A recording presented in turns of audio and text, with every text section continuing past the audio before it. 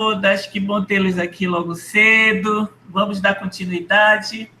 Então, essa parte aqui da classificação de patentes, ela é fundamental para N coisas que vocês queiram fazer, que não seja só depositar patente. Se vocês, aquela história de aprender a ler uma patente e ver se ela lhe interessa ou não.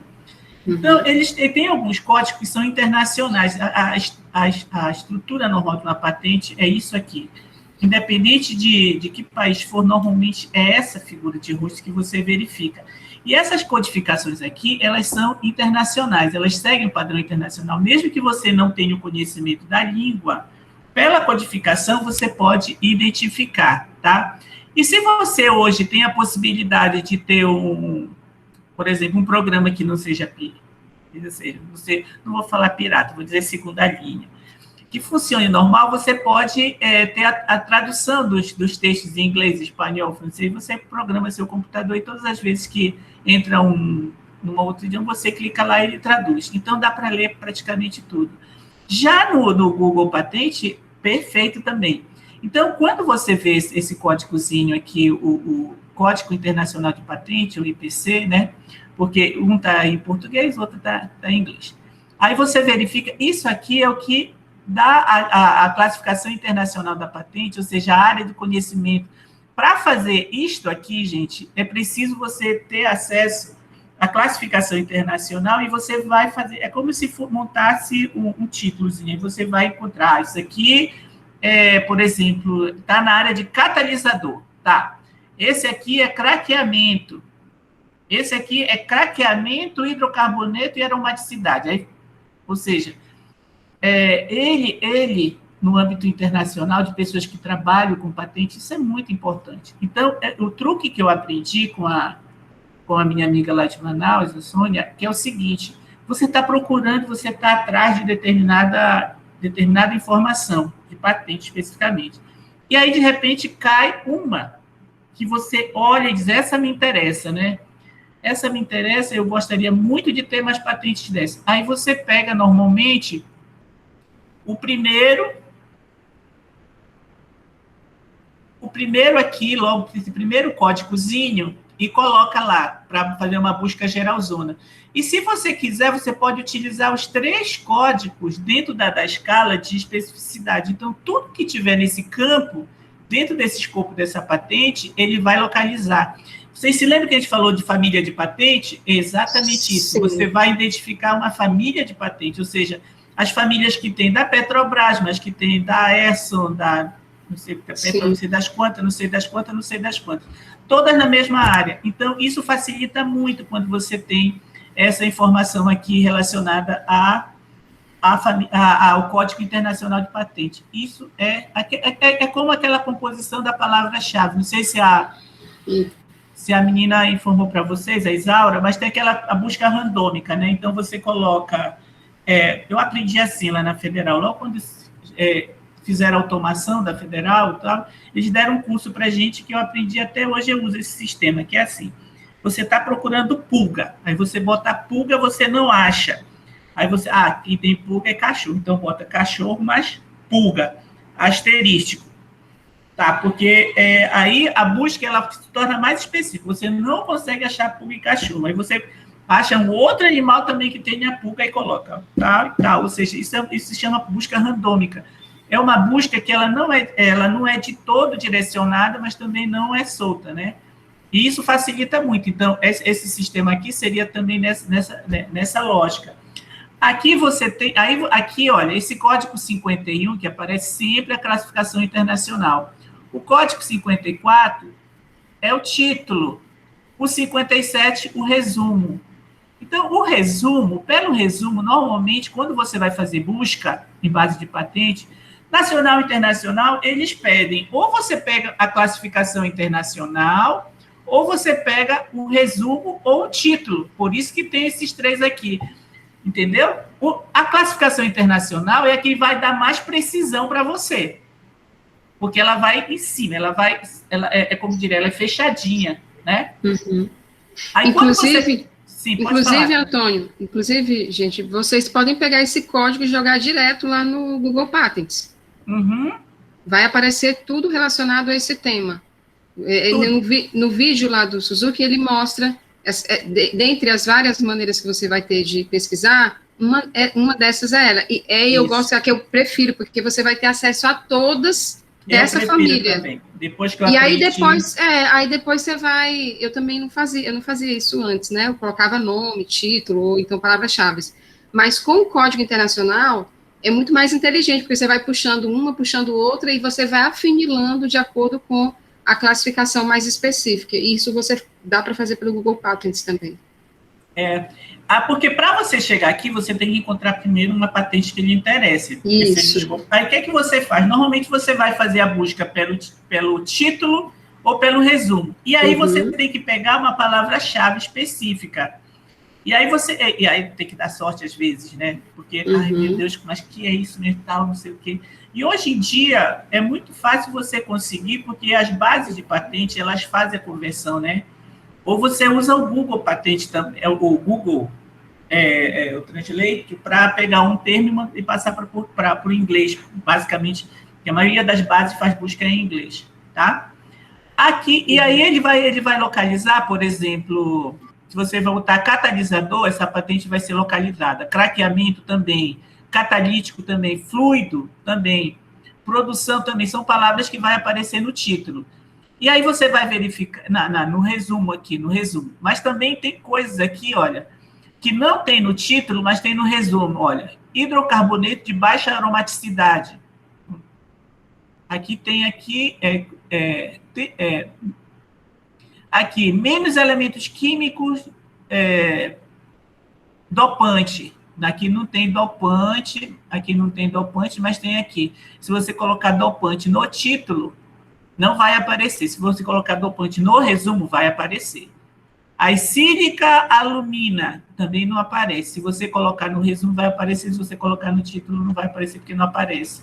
Então, são essas situações. Aí você tem aqui a classificação internacional, o resumo e o título. E aqui você tem a titularidade, Petróleo Brasileiro S.A. Então, se você quiser também localizar a patente pelas empresas, você usa isso aqui, Petróleo Brasileiro S.A. Você vai lá, eu quero saber quantas patentes a Petrobras tem depositada no período de tanto a tanto. Aí você coloca lá Petrobras, e coloca o período que você quer, porque aí ela vai e seleciona exatamente isso. Outra coisa importante, item 72, que não está marcado, que são os inventores, olha. Mas por que inventor é tão importante? Porque, às vezes, você está querendo discutir alguma coisa que é da sua área, você está aqui em Belém, e aí você diz, poxa, eu queria ver alguém que pudesse, de repente, me dar uma informação. E aí você localiza a patente e tem um inventor, Edilson Morgado Júnior aqui. Poxa, deixa eu ver se esse cara ele ainda está vivo. Aí você vai lá, joga lá no Lattes, Edilson Morgado Júnior.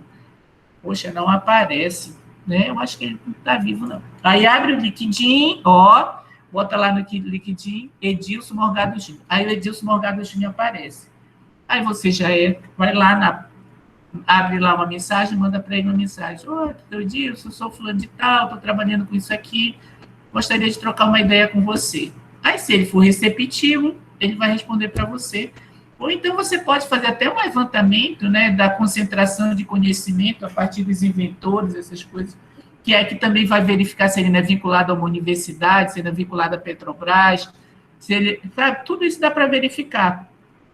Então, esse aqui, esses númerozinhos são considerados INIT, né? Identidade Numérica Internacional de Dados Bibliográficos. Então, você aprendendo isso, você sabe tudo. Aqui, 21 é o código para o registro da patente mesmo, 22 a data do depósito, 43 data da publicação, e aqui, olha, isso aqui aparece nas patentes brasileiras, que é a Revista de Propriedade Industrial 2085, de 21/12. Então, está lá, nessa revista, a publicação da emissão da patente para a Petrobras, tá? Aí aqui vem, olha, para vocês terem uma ideia mais ou menos de como se estrutura a classificação internacional. Então, vem seções, subseções, classe, subclasse, grupos e subgrupos. Essa classificação, ela sofre atualizações por conta do próprio conhecimento e outras áreas que vão aparecendo, né? Então, a gente tem que atualizar. Então, e é uma coisa muito extensa, gente, é muita coisa. Olha só, todos os documentos de patente são indexados com o símbolo da IPC em 70 mil grupos. Aí se prevê um sistema hierárquico para a classificação da API e do MU, de acordo com as diferentes áreas tecnológicas que pertencem. Então, o IPC é adotado por mais de 100 países e coordenado pela OMP. A CPC, ou seja, a Classificação Cooperativa de Patente, é do EPO, do Escritório Americano de Patente. E aí, o que acontece? Ele é mais detalhado e envolve 200 mil grupos. Então, para você ver o quanto é complicado o universo de classificação de patente.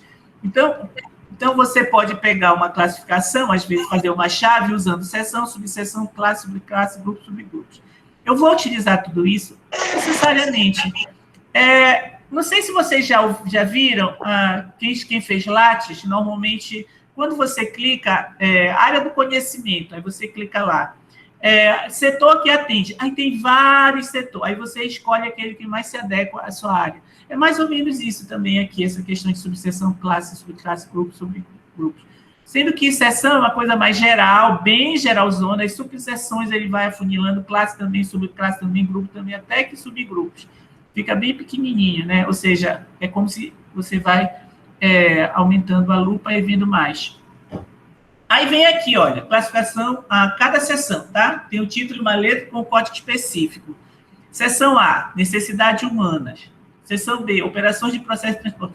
Então, se você tiver curiosidade, abre só a seção de necessidade humanas que vocês vão ver o que são necessidades humanas. Tem absolutamente de tudo que você imagina e que você não imagina. Mas tudo no âmbito do direito, porque a gente sabe que aquilo que atenta contra a moral e o bom costume não é passível de patente e também não está na classificação internacional de patentes, tá?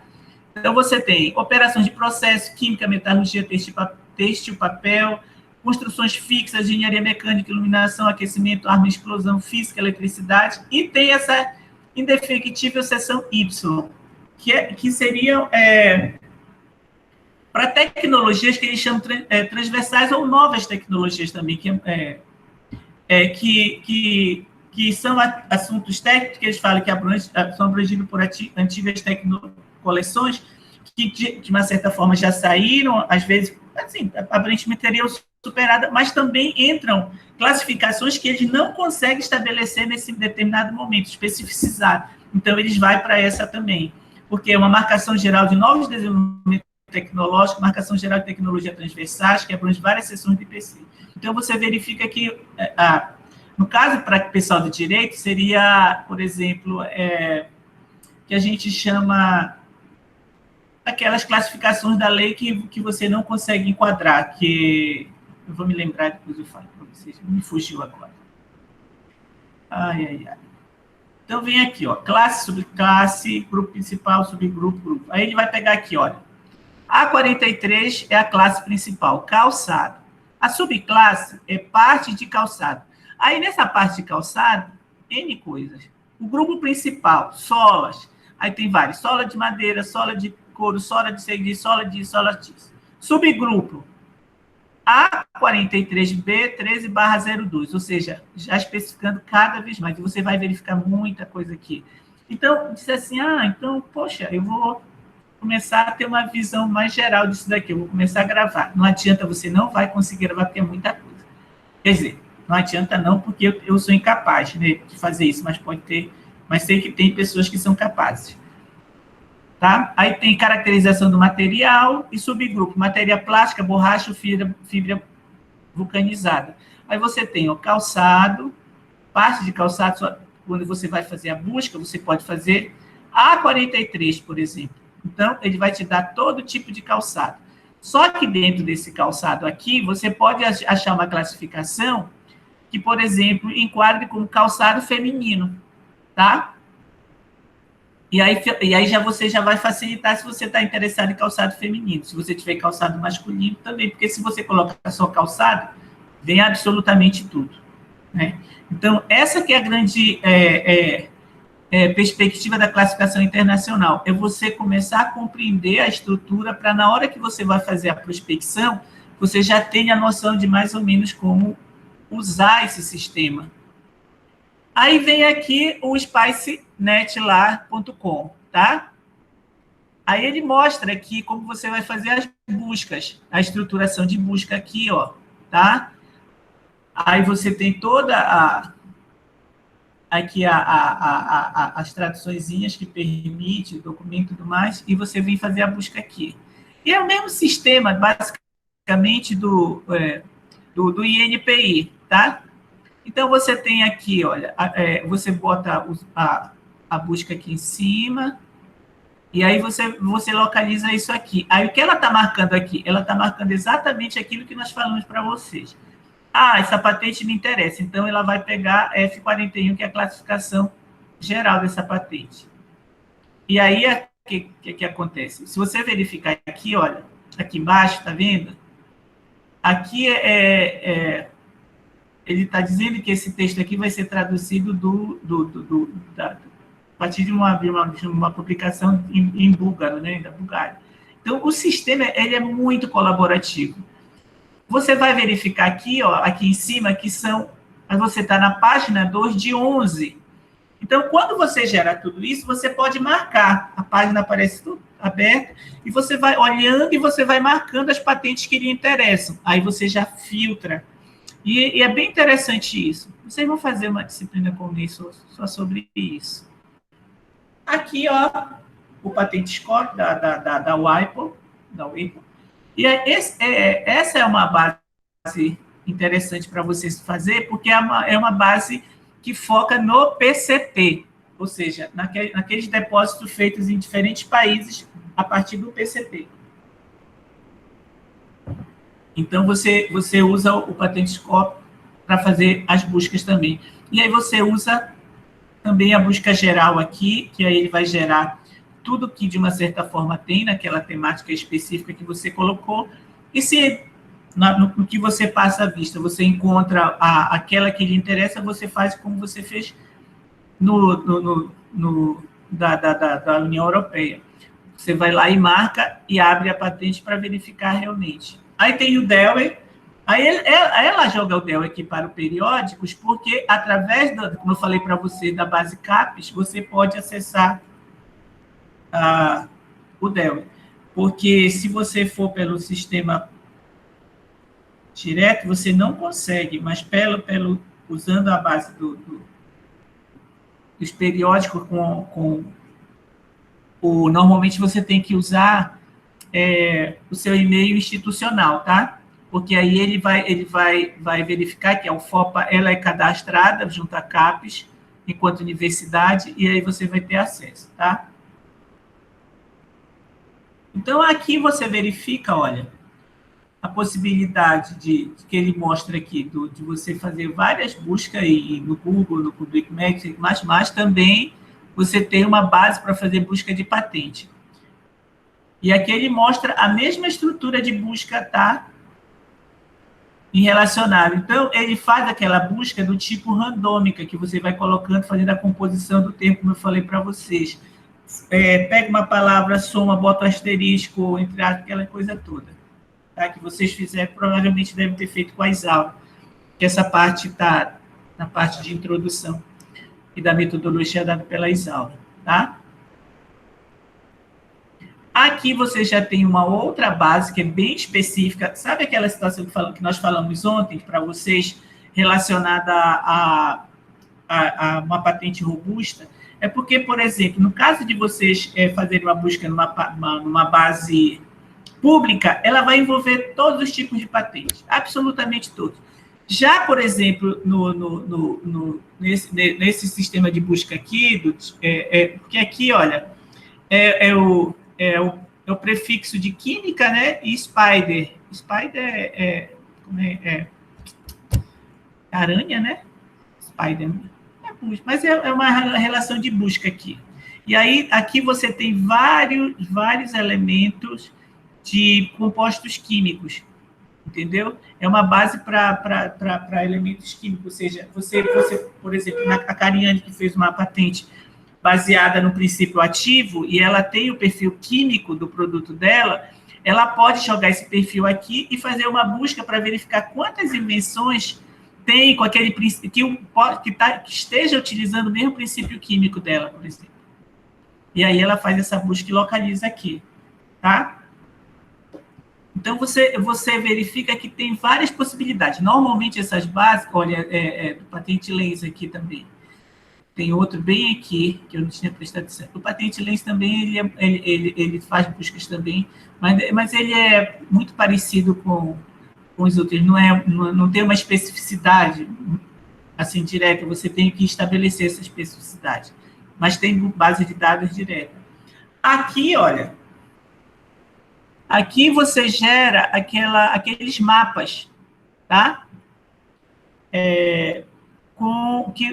Que faz, de uma certa forma, uma classificação em formato de gráfico para visualização de região, ano, de concentração.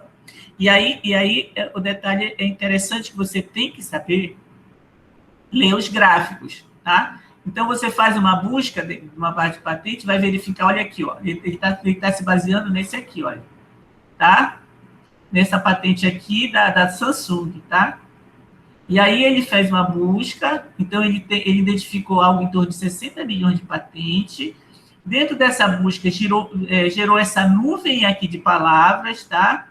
Aqui ele faz uma espécie de um relógio de concentração dessas palavras ao longo da busca, a distribuição mundial, tá? Aí ele faz a especificidade aqui na escala, aqui a distribuição por países, tá?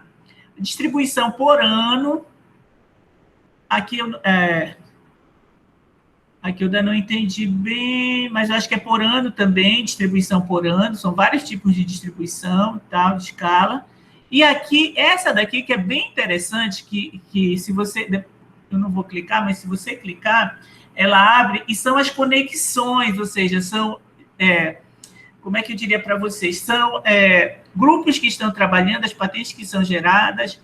Aqui, é muito interessante isso daqui. Isso daqui, inclusive, isso daqui serve para quando vocês forem fazer, por exemplo, um roadmap, um mapa tecnológico, vocês terem essa projeçãozinha, para onde é que aquela tecnologia está indo, aonde está se produzindo mais conhecimento, onde está utilizando mais conhecimento, quais são os grupos que estão produzindo mais conhecimento e qual o segmento que está mais patenteando. Então, isso vai entrar desde a empresa, dos inventores, do país, dos escritórios onde estão sendo depositados, nos países onde estão sendo depositados, porque também você tem que ter isso como estratégia para depois verificar se seu produto é mais compatível com outro, ou aquele país que está sinalizando, entendeu? E aqui você tem o do INPI, que, inclusive, as atividades que vocês vão fazer prática, que a pessoa colocou, é tudo aqui vinculado no INPI.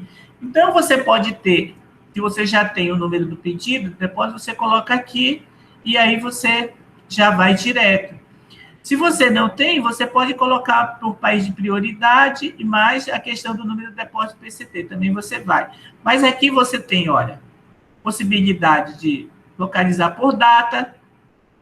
Eu quero saber que se no período de tanto a tanto, quantas patentes foram depositadas. Mas por que você vai fazer uma busca desse período? Porque, de repente, você quer saber se patentes depositadas nesse período podem influir na sua patente. Como assim, Antônio? Será que a patente que fulano, ciclano, beltrano depositaram, ela não tem o mesmo escopo que a minha? Não sei, mas eu vou ver. Eles depositaram no período de tanto. Aí você vai lá, e localiza. Na classificação, pela classificação, por palavra-chave, e o depositante. Aí pode ser o titular, que seria a Petrobras, naquele caso, o inventor, que seria um dos três lá. Então, são as possibilidades que você tem dentro da base do INPI.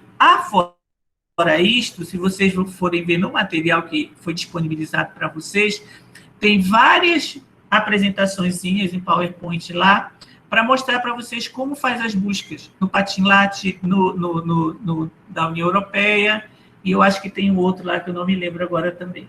Eu sei que são 3 ou 4. Ah, não. Aí tem patente na área de química, eu acho, como fazer busca na área de química e na área de biotecnologia também.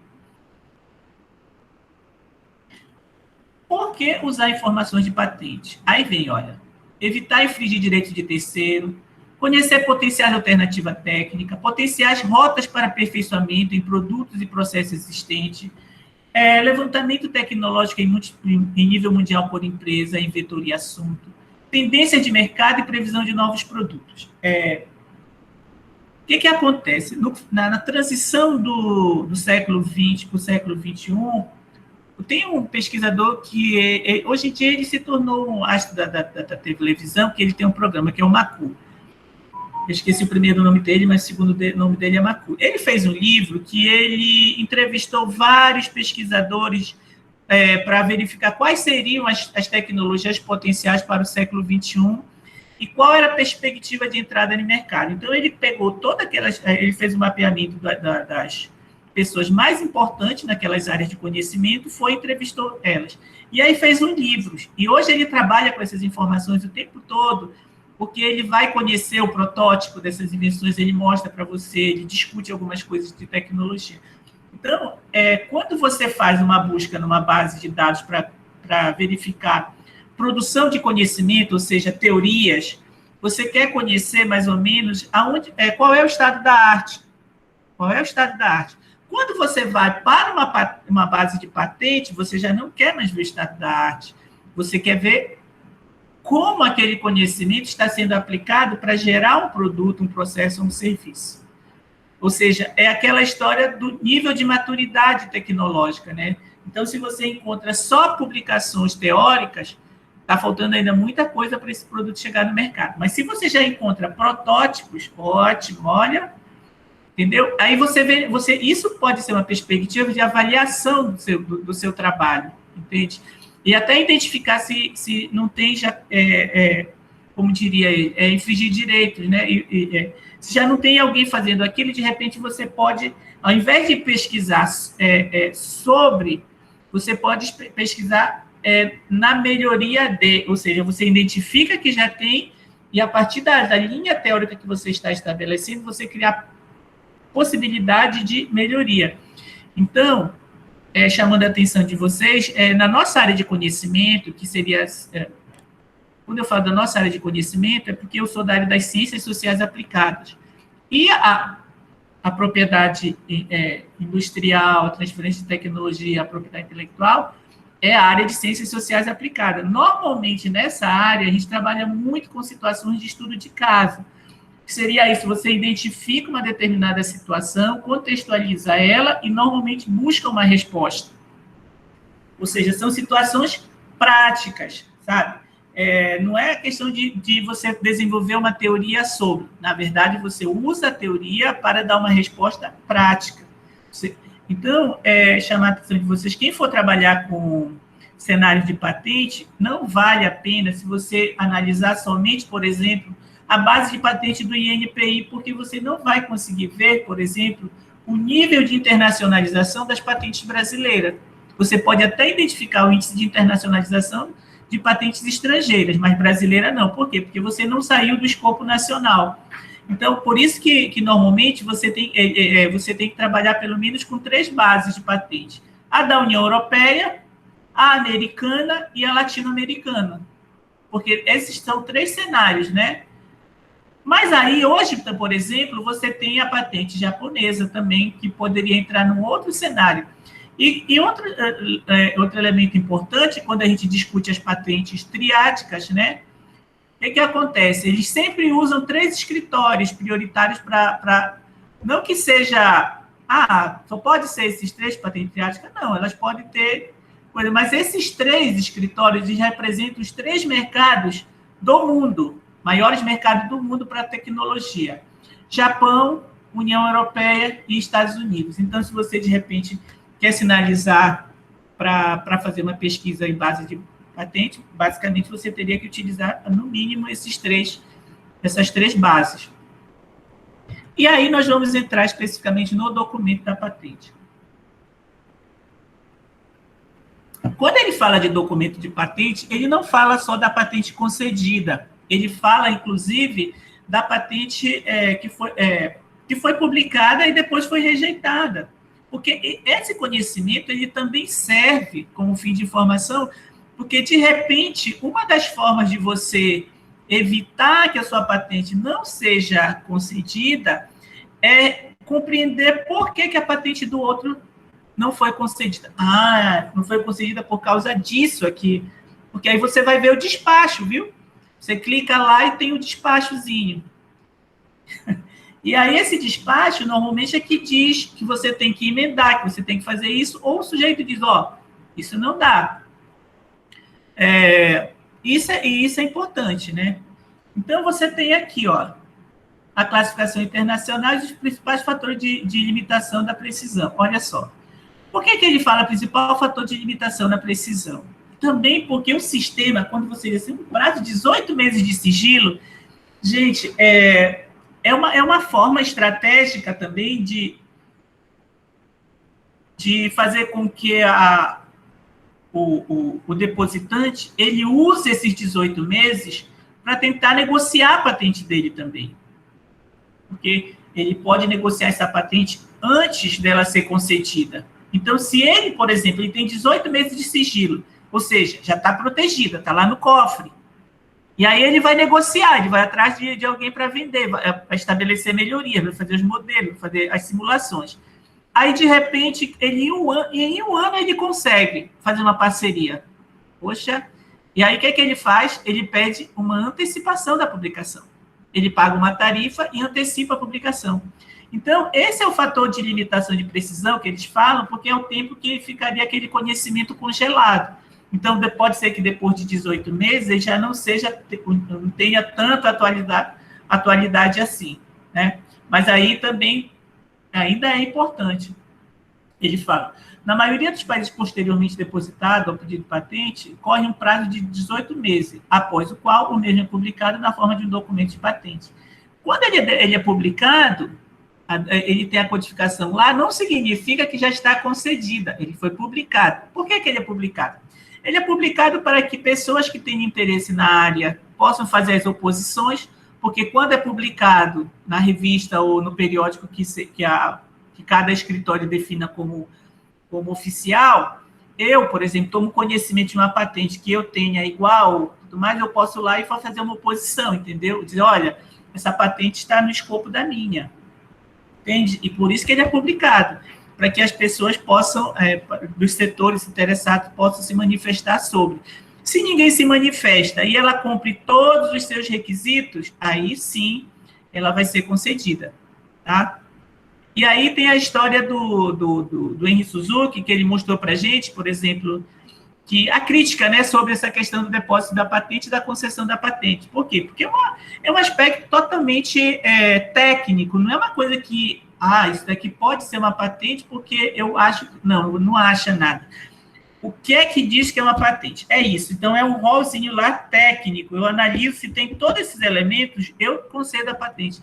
Não é prerrogativa minha dizer assim, mas isso não tem aplicação nenhuma. Não, mas cumpre o requisito? Cumpre, então, tá? Porque o que ele mostra para a gente no curso dele? Ele mostrou uma patente para passeio com cobra. Aí o sujeito faz lá uma patentezinha de uma coleira para passeio com cobra. Ou seja, que utilidade tem uma patente dessa? Basicamente nenhuma. O sujeito fez exatamente para comprovar que é possível se patentear basicamente tudo. E o fato de poder patentear não significa que a coisa é interessante, que vai ter mercado, entendeu? Não é isso. Aí nós vemos aqui, olha, o cronograma do depósito de patente no INPI, tá? Então, você tem o depósito do marco zero, a publicação nos 18 meses, o exame aqui no 36 meses. Então, com a publicação, você pode solicitar a antecipação do exame, você pode antecipar a publicação, você só tem que pagar a tarifa, tá? E esse prazo aqui é que você publica. Mas por que não publica aí o sujeito... Não, gente, tem uma sequenciazinha, né? E você vai publicando, e aí o que acontece? A média no Brasil de concessão da patente, depois do exame, você coloca aqui, porque o exame aqui dá mais ou menos 3 anos, coloca mais 3 anos aqui para, no mínimo 2 anos, para você ter efetivamente a questão da patente. E tem casos que vai mais adiante, entende? Aí você tem 20 anos da extinção da patente, partindo do zero, viu? 0 a 20. Então, e aí a regra diz que você teria que ter pelo menos 10 anos de usufruto a partir da data da concessão, da publicação da concessão. Ou seja, que você tenha a carta patente na mão. Então, isso tem causado muito problema dentro do... Teve um julgado recente que, de uma certa forma, vai inviabilizar essa questão da concessão dos 10 anos, porque o processo brasileiro retém muito mais que isso. Entende? Tem patentes que está levando mais tempo disso para sair. Então, esses 10 anos a partir da concessão não está muito funcionando. E aí você tem aqui, olha, entre os 36 e 20 você tem exigência do examinador, a questão do contrafator, se você não está usando essa patente no escopo do outro, manifestação de terceiro, ações judiciais. Então, tudo isso está vinculado dentro do processo da publicação e do exame, tá? Então, você tem que estar preparado para tudo isso. E isso é que se torna complexo, por exemplo, a patente, ela ser feita por uma instituição pública como as universidades, que elas não têm tanta autonomia. Então, o que é que tem sido feito em relação a isso? O Marco Legal da Inovação, de 2016, ele estabelece que a universidade ela pode fazer uma parceria com fundação de apoio para agir em seu nome quando se trata de propriedade industrial, entendeu? Então, por exemplo, em alguns casos, a Federal de Viçosa, a Federal de Minas Gerais, algumas, a própria PUC, USP, essas coisas, eles utilizam muito a questão de fundos, né, para essa questão, para ajudar nessa situação. Então, o que acontece? Você fez a concessão da patente, você conseguiu vender muito bem aquela patente, você tira um percentual desses lucros para fazer um fundo, exatamente para você poder trabalhar essa questão com autonomia. Então, você repassa isso para uma fundação de apoio, e aí o reitor diz assim, não, isso é estratégico. Então, então vamos providenciar. Quando você diz vamos providenciar, não é aquela situação de abrir uma chamada para fazer um empenho, fazer uma licitação. Não é nada disso. Você vai contratar o escritório que melhor você achar que deve contratar. Como é que você faz isso? Via fundação, com um fundo pré-estabelecido. Ou seja, você ganha uma agilidade de fazer isso. Porque se você for fazer dentro da instituição, isso não vai acontecer. Cariane, depois fale aí como é que você pagou o processo de submissão e exame da sua patente e já pagou até a primeira anuidade. Porque se fosse esperar pela UFOPA, mal. E não é só na UFOPA, não. Quando eu estava no museu, nós fizemos registro da marca Cachoanã. E aí você tem que pagar uma tarifa assim, irrisória, de 200 e tantos reais e tal, porque na época era para instituição pública, né, uma tarifa bem mais em conta. O que acontece? Entre entrar com o processo, né, empenhar, gerar o boleto, o prazo decaiu e aí a gente perdeu o registro da marca. Então, os órgãos públicos eles não estão preparados, as universidades, para trabalhar com essa estrutura, não tem o nível de autonomia necessário. Aqui você tem todas as modalidades de trâmite prioritário. Então, o que acontece? Essas portarias, vocês têm que... o direito industrial, ele é muito parecido com o direito tributário também. Por quê? Porque ele tem aqueles princípios todos que são bem perenes, mas os procedimentos, eles alteram por causa da estrutura mesmo do setor, né, da burocracia interna.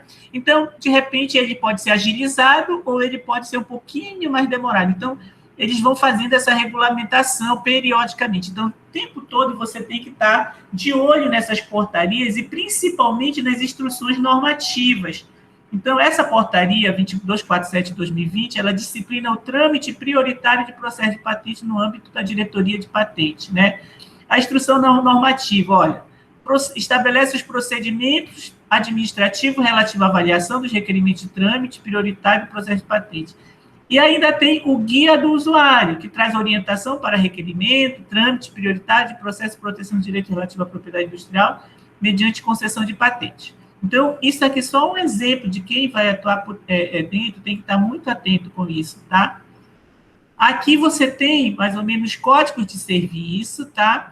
E a descrição do código e do objeto. Então, tem 206, cumprimento da exigência decorrente do exame formal. Mas para que serve isso? É porque quando vai ser publicado dentro da revista, não vem a descrição, não vem da forma que está aqui. Cumprimento da exigência decorrente do exame formal, vem só o código 206, tá? Cumprimento de exigência formal para trâmite prioritário. Aí vem 263, exame prioritário, ou seja, aí vem, olha, nessa hora vale a pena ser idoso, olha, depositante idoso, depositante com deficiência, depositante com doença grave. Então, essa situação aqui, ela faz com que a sua patente passe a ter prioridade de exame. Aí, 277, exame colaborativo prioritário. O que aconteceu? Esse exame colaborativo prioritário, olha, Estados Unidos, Japão, Mercosul, União Europeia, isso daqui eu não sei, gente. SIPO, eu não sei. Isso daqui eu sei que é Inglaterra, o K é Inglaterra. Esse também, eu acho que esse daqui é alemão, DKPTO. Mas esse aqui, esse daqui é o japonês, o sino.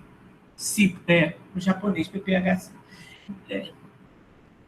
Não, o japonês é esse aqui, o JPO. Não sei o que é esse CIPO aqui, depois a gente verifica. O que acontece? O Brasil ele fez um termo colaborativo com os Estados Unidos, que é o seguinte: se você deposita uma patente nos Estados Unidos, o documento de patente que você usou lá, você pode submeter aqui, e aí o que acontece? Você não tem a garantia de que você vai ter a concessão, mas acelera muito o processo, porque eles aproveitam a análise que foi feita nos Estados Unidos. E da mesma forma, se você submete uma patente aqui, quando você faz a versão ipsiliter para o inglês americano, você também é aproveitado toda a análise que foi feita pelo escritório brasileiro. E essa sequência aqui é basicamente a sequência de que foram feitos os acordos. Então, o primeiro acordo foi feito com os Estados Unidos, que foi um acordo piloto, e depois foi feito com o Japão, e vários países fazem isso, viu, gente? Então, você verifica. Já no exame de 279, o Código 279, que é exame prioritário estratégico, você vai verificar que as tecnologias verdes, ela vem na frente. Então, hoje, uma tecnologia verde está levando em torno de 3 anos para ser concedida. Depois, quando você vai verificar, o outro elemento prioritário é as ICTs, Instituições de Ciência e Tecnologia. E depois vem, olha, micro e pequenas empresas,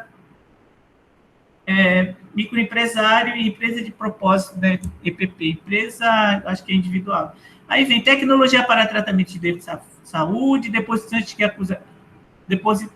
acusa contrafação, terceiro acusado de contrafação, terceiro detetor de tecnologia, aí vai embora a sequência toda de exame prioritário estratégico, tá? E aqui vem a questão do PCT, de como funciona o PCT. O que acontece?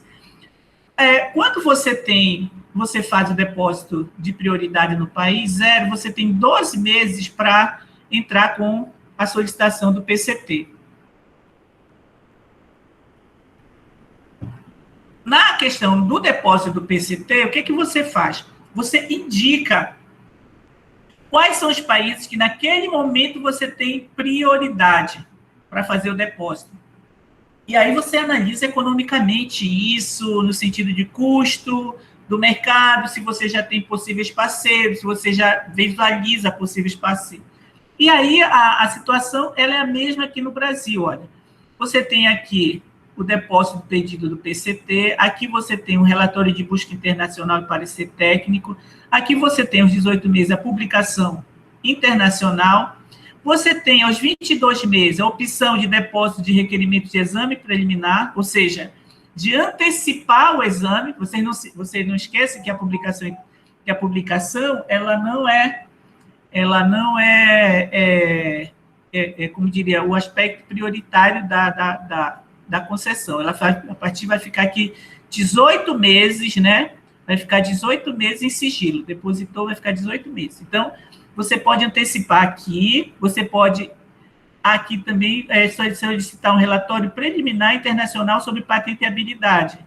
Que aí, isso daqui é uma perspectiva de você fazer uma análise para que quando chegue nessa etapa aqui, você já saiba quais são os países que você efetivamente vai bater martelo e vai fazer o depósito. Porque quando entrar aqui na fase nacional, aí você já tem que estar definindo os países. Porque quando entrar na fase nacional, vai começar a ser publicada no escritório tal, escritório tal, escritório tal, escritório tal, escritório tal, para que haja o processo de oposição e a perspectiva de análise do cumprimento técnico e tudo mais, e a concessão da patente.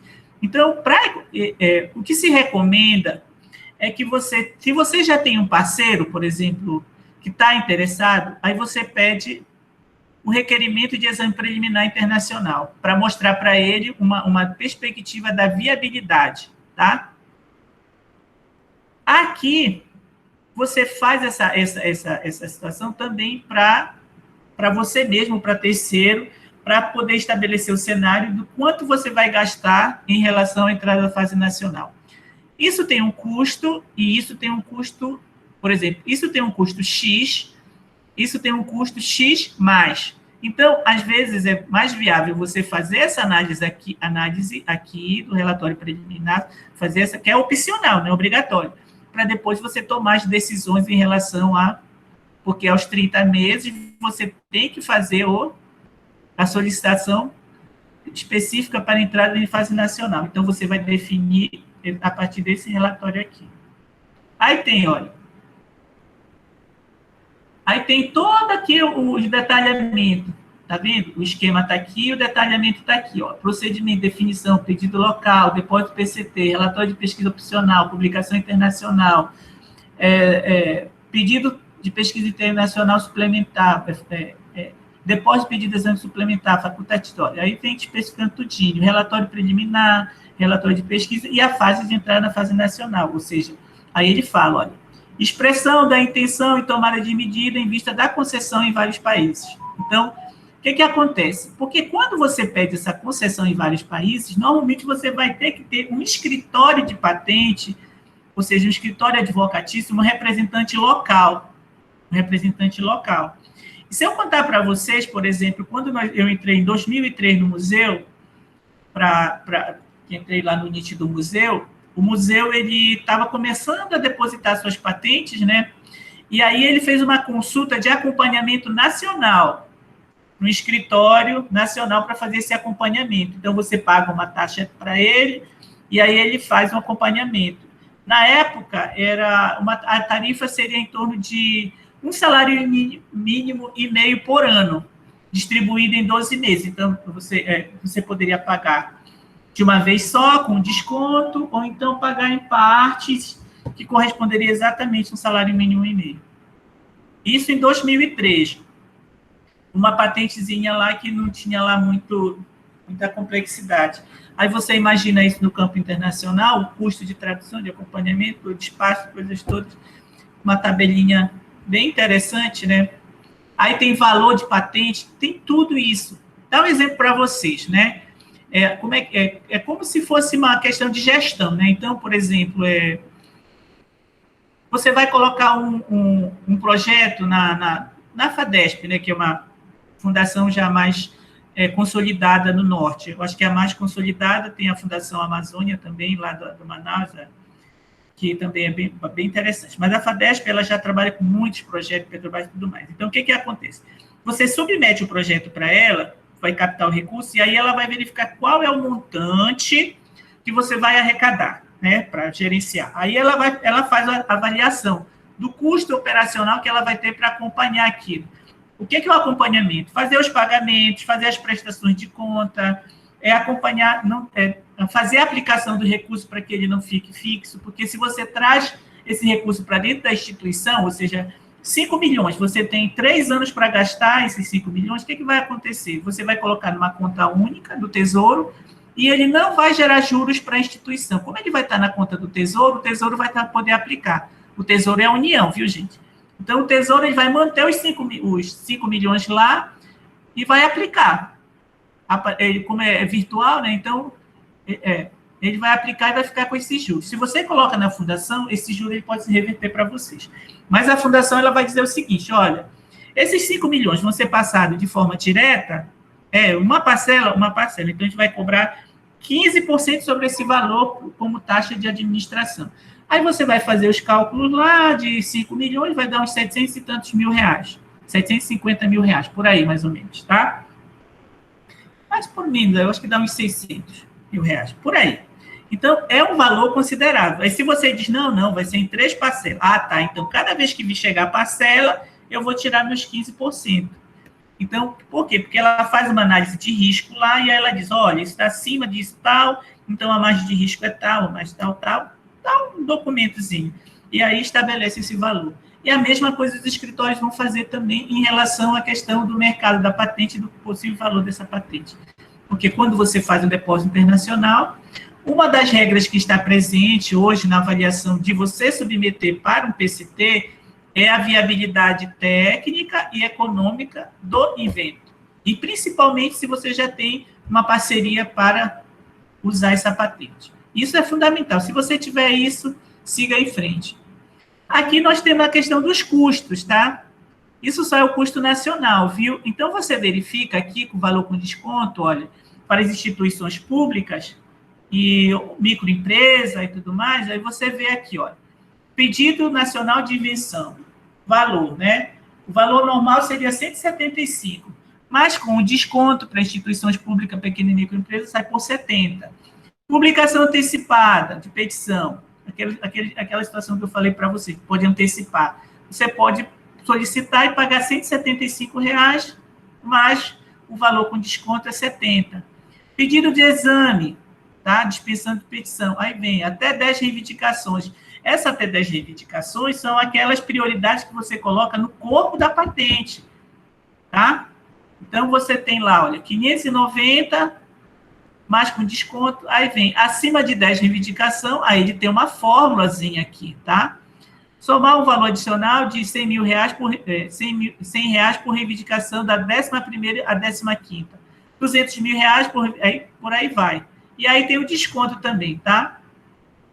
Pedido de modelo de utilidade, 380, taxa reduzida com desconto 150. Exame de certificação de adição, de invenção, né?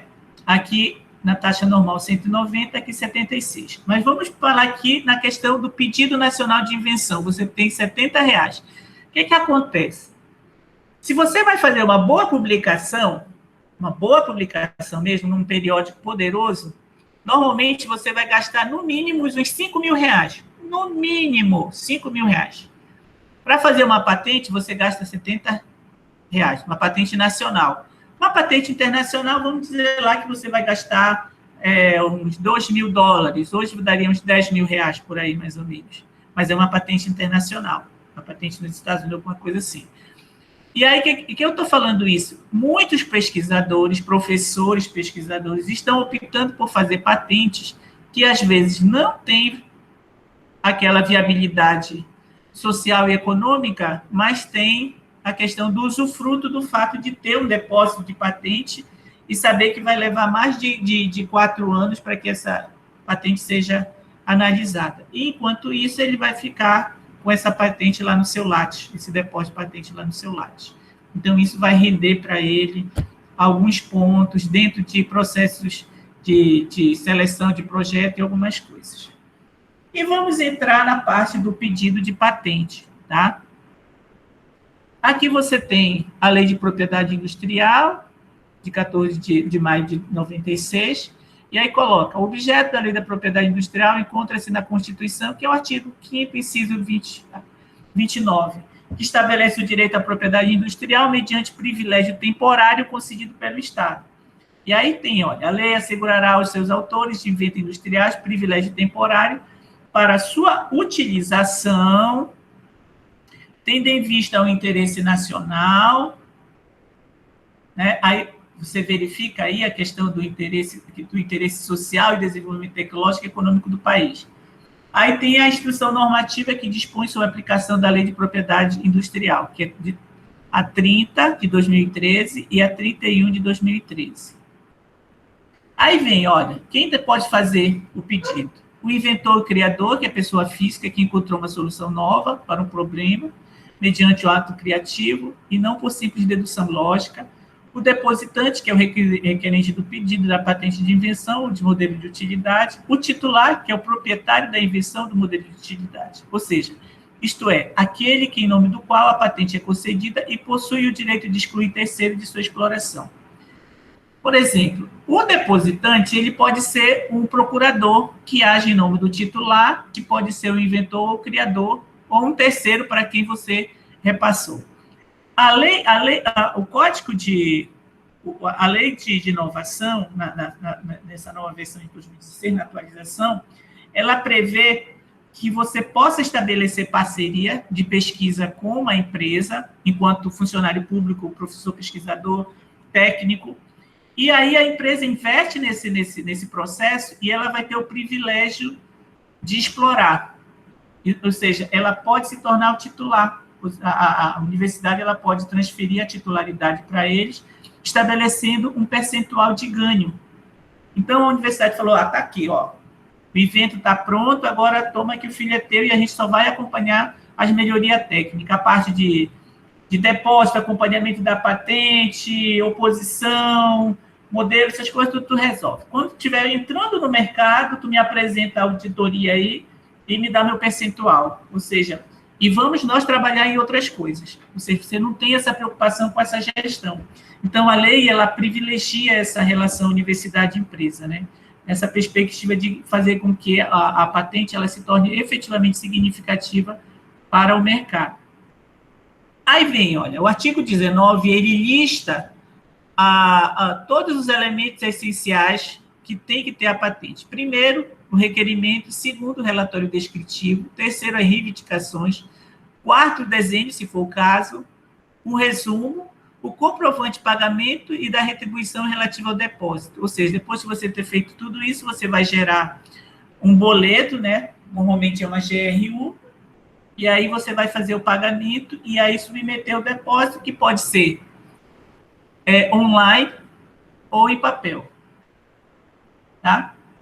E aí ele fala, a estrutura e formato de um pedido de patente são determinados por regras definidas pelo artigo 19, que está aqui, e pelas instruções normativas 030 de 2013 e 031 de 2013, os quais devem ser obrigatoriamente respeitados pelo depositante por regulamentar os procedimentos para elaboração do pedido de patente de invenção de modelo de utilidade. Então, se você não cumprir esses requisitos, automaticamente você já é reprovado na forma, porque pode ser que esteja diferente do que está estabelecido, e aí o sujeito já devolve para você. Aí tem, olha, as condições de patenteabilidade.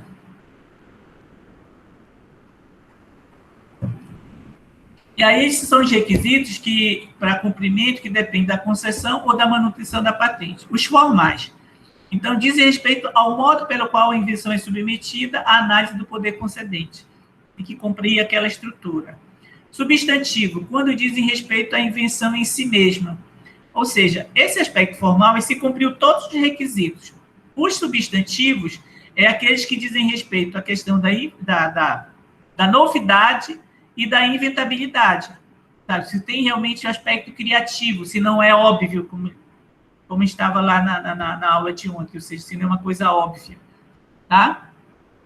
Aí vem, olha, toda a estrutura aqui, relatório descritivo, reivindicações, resumo, desenho se aplicado, lista de sequência se aplicado. Essa lista de sequência, normalmente, é quando é uma patente biotecnológica e você tem que ter a lista de sequenciamento genético, os códigos, toda aquela história toda.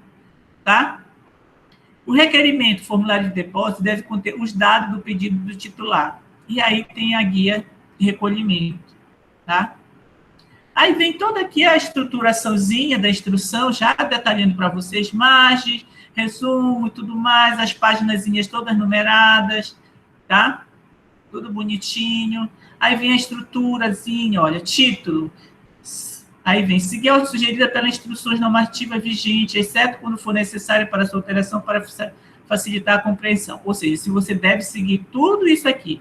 Se você tiver uma perspectiva outra que facilite, aí você esclarece e aí você pode alterar. Mas, se não, siga a receita do bolo, né? Então, você tem campo de invenção, né? Fundamento da invenção, estado da técnica, sumário da invenção, descrição da abordagem do problema técnico, listagem de figura, descrição detalhada da invenção e exemplos, se necessário. Aí vem todo o aspecto relacionado à apresentação. O relatório descritivo, as reivindicações e o resumo não devem conter representações gráficas. O relatório descritivo e resumo podem conter tabela, não sendo permitida a inclusão nas reivindicações. Aí vai, tá, detalhando tudinho. Então, você verifica que se você pegar, fazer um checklistzinho e verificar tudo direitinho, você vai conseguir fazer uma patente, porque é um aspecto formal. As fórmulas químicas ou equações matemáticas, bem como tabela, quando inserida no texto, devem ser identificadas. Aí por aí vai, são detalhamentos. Título.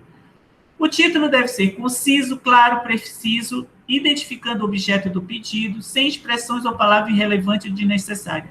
Tais como novo, melhor, original e semelhante. Na verdade, porque isso daqui tudo é opinativo, né? Ou às vezes é um adjetivo. E adjetivo é subjetivo. Tanto nos documentos técnicos, quanto nos documentos científicos, você deve evitar os adjetivos, né? Por quê? Porque é aspecto opinativo, você está enaltecendo alguma coisa, você está colocando... Se você colocar algo que é novo, então, no texto científico, você tem que dizer o que é que você compreende como novo. Isso tem que estar lá para quem, porque é um texto científico, alguém quer saber qual for o requisito para tu dizer que aquilo era novo, entendeu? Então, não é você colocar isso, novo. Ah, isso aqui é novo. Sim, mas o que é que você considera novo? Entende?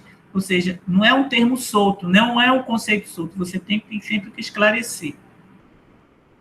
E vem a terminologia simples, olha, as unidades de peso e medida devem ser expressas pelo Sistema Internacional de Unidade. Aí vem nas indicações geográficas, mecânicas, elétricas. Então, isso daqui, por exemplo, você vai verificar que no âmbito da análise da propriedade industrial, o analista de patente, ele pode vir de diferentes áreas do conhecimento. E aí, contar para vocês que eu ficava acompanhando, né, os concursos, houveram poucos, inclusive, e aí tinha lá um concurso que solicitava a área de conhecimento, uma formação em teatro, não sei das quantas e tudo mais. Eu falava, mas caramba, para que eles vão querer um cara de teatro dentro de um técnico especialista, engenheiro, técnico especialista em área de teatro, não sei das quantas e tal. Eu falei, mas será que tem, gente? Aí fui conversar, uma vez conversando com essa minha amiga lá de Manaus, que é a Sônia, né? Aí ela me explicou, Antônio, é porque a área do conhecimento, quando você avalia, às vezes ela é muito específica. Então, se você tem um engenheiro que conhece a estrutura de teatro, de mecânica que são utilizadas em iluminação, palco, cenário, aquelas coisas todas, aquelas traquitanas que sobe, desce, não sei das quantas, o sujeito ele tem muito mais propriedade para dar um parecer. Então, você vai verificar, por exemplo, que na redação da patente, às vezes é necessário que você tenha uma pessoa da área específica. Então, se for uma patente biotecnológica, você tem que ter um biotecnólogo ali para lhe ajudar, porque a linguagem é muito específica, e você está falando para um sujeito técnico, você não pode ser óbvio, né? Então, você tem essa perspectiva de ter um especialista. Então, você vai verificar que a área é muito ampla. Então, tem que seguir sempre esse aspecto aqui dessa instrução normativa, porque aí você diz, poxa, essa área que eu tenho que encontrar alguém, porque eu vou escrever, vou fazer a primeira versão, e aí eu vou submeter normalmente para revisão. Que isso é que acontece muito nas universidades. A primeira versão é do próprio inventor. E se a universidade tem recurso para investir, o que é que ela faz? Ela pede uma revisão para o escritório de patente, que aí ele vai fazer a melhoria da redação. Ele vai levantar todo o material complementar, porque eles têm estrutura para isso, e vai lhe cobrar uma tarifa para isso. Hoje, eu acho que pode ter mais caro, mas em 2011, que foi a última vez que eu vi algo assim, uma redação de patente simples mesmo, sem muitos critérios, não saía por menos de R$ 4.600. R$ 4.600 na mão do sujeito, porque aí que você já faz aquela planilhazinha lá, que você já embute todas as tarifas lá, que tem que pagar, e para sair os 4.600 direto para o sujeito, entendeu? Então, os impostos você já paga fora, tudo mais, está tudo lá, mas tem que chegar na mão do sujeito R$ 4.600. Então, não é tão barato assim. Aí vem o relatório descritivo. Esse relatório descritivo, ele dá a unicidade à invenção. Aí é que ele coloca resolução de um único problema técnico. Exemplo, para produzir um novo produto, pode ser necessário um novo processo ou ainda uma nova aparelhagem. E aí vamos adiante para a gente não... Aí vem. Em patente de invenção, deve-se referir-se a uma única invenção ou a um grupo de invenções interrelacionadas de maneira que constituam um só conceito inventivo. Então, você, às vezes, tem vários processos que se somam, mas você não pode patentear um a um. Você tem que patentear o todo. No caso de modelo de utilidade, deve referir-se a um único modelo principal que poderá incluir uma pluralidade de elementos distintos, adicionais ou variantes construtivas ou configurativa, desde que mantida a unidade técnico-funcional do corpo do objeto. Então, no relatório descritivo, você dá precisão em torno de um único, da unicidade. Aonde é que eu vou, de uma certa forma, criar uma perspectiva de ampliar essa possibilidade de exploração? Lá nas reivindicações. O grande detalhe nas reivindicações, porque as diferentes partes que envolvem esse único elemento, ele pode servir para outros, e aí você já pede nas reivindicações, das aplicações. Isso a gente vai verificar mais adiante, tá? Aí vem, você tem que precisar o setor técnico é que se refere à invenção, ou objeto, para modelo de utilidade. Essa questão de precisar, aí é que se faz realmente necessário a presença de um especialista de área. Descrever o estado da técnica, útil à compreensão, citando sempre que possível os documentos que o reflitam, ou seja, a busca de anterioridade. O que é isso aqui? Isso aqui é você relacionar várias patentes que a sua está no escopo dessa patente. Aí você diz assim, olha, essa patente aqui, ela foi aplicada para isso, essa foi aplicada para isso, essa foi aplicada para isso, e tudo diz de respeito à minha. Só que a minha é melhor que essa porque faz isso, a minha é melhor que essa. Não seria melhor, mas se diferencia, né? E vai. Ou seja, você traz um documento e faz o comparativo e aponta no que a sua supera a outra, né? Enquanto um problema técnico existente, né? Qual é a solução técnica que ele resolve melhor que a outra? Isso é importante porque aí você dá a unicidade mesmo, a questão do caráter inventivo para o que você está apresentando. Aí o que acontece? Suficiência descritiva. Essa questão da suficiência descritiva, ela causa muita polêmica. Porque o que acontece? O pessoal diz que sempre você tem que ter um pulo do gato para não dar de mão beijada a sua patente para os outros, porque aí o outro vai lá ler e vai gerar um modelo de utilidade, ele pode gerar uma outra patente em cima da sua, indo por um outro caminho, né?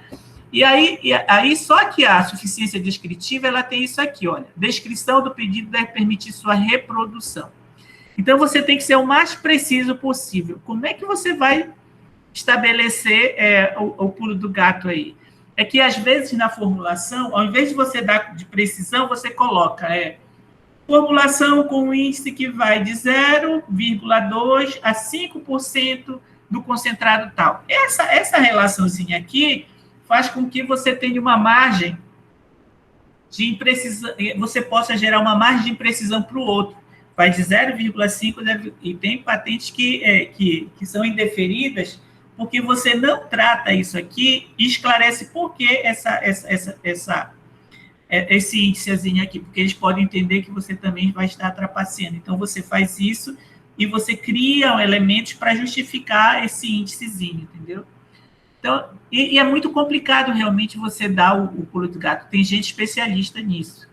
O relatório deve descrever claro e suficientemente o objeto, de modo a possibilitar sua realização por técnico no assunto, e indicar, quando for o caso, a melhor forma de execução. Isso aqui é a questão da suficiência descritiva, que, de uma certa forma, é a comprovação de que aquele objeto ele é passível de patente. Mas é isso mesmo? Por quê? Porque, assim, a patente ela é pensada para ser produzida em larga escala, no processo de automação.